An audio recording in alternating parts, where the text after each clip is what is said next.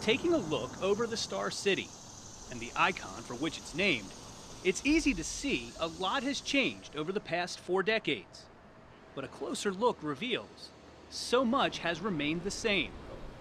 Documenting it all, the best of and the worst of, has been the Roanoker Magazine. Yeah, I started the company. Richard Wells first operated out of a one-room office in the Crystal Towers, which has recently been renovated into the Ponce de Leon. It was a one-man band for a couple of years. The first issue came out in October of 1974. We still have one copy of that issue, and it was, let's see, it was 36 pages, but we were off and running. In 40 years, the publication has had only 3 editors.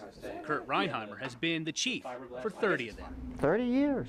And before that, for 2 or 3 years, I sent a column to the then editor, Brendan McDaniel, a humor column, or so I thought anyway, Star City Seer, the same column I still get to do today. Fully sophomoric humor. From the start, the Roanoker has been based on a format used by other city magazines across the country.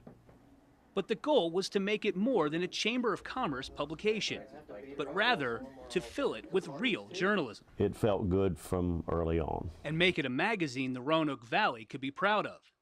Most of the time, they've hit their mark. There were certainly days that we look back and it's like, what were you thinking? Richard certainly wasn't thinking about 40 years of issues back in the fall of '74. I think my forecast when I started this was to get to the spring of '75.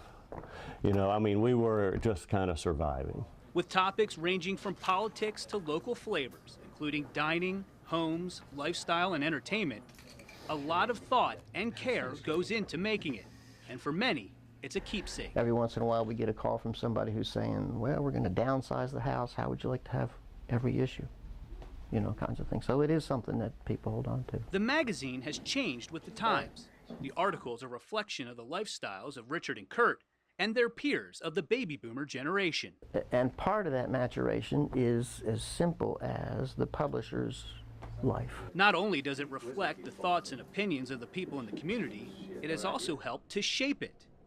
An example was the 1990 consolidation referendum to combine the city and the county. This magazine, from the desk of the publisher, was strongly behind consolidation. You know, we got 5 fire departments, 7 police departments in a little area like this. Maybe it's 5 and 5. And so we took a strong stance and did a, you know, illustration for a cover with key players like Dick Cranwell and Richard Wells. To take a stance, and that was very well received.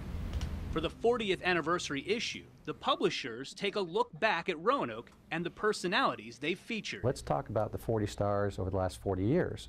And let's not pick them ourselves. Let's have the Roanoke market tell us what they think the big stars are. In addition to naming the 40 stars, they've asked some prominent residents to look 40 years into the future and forecast what life will be like in the valley. As for the future of the magazine, it's already taking steps to keep up with the times with an interactive online version.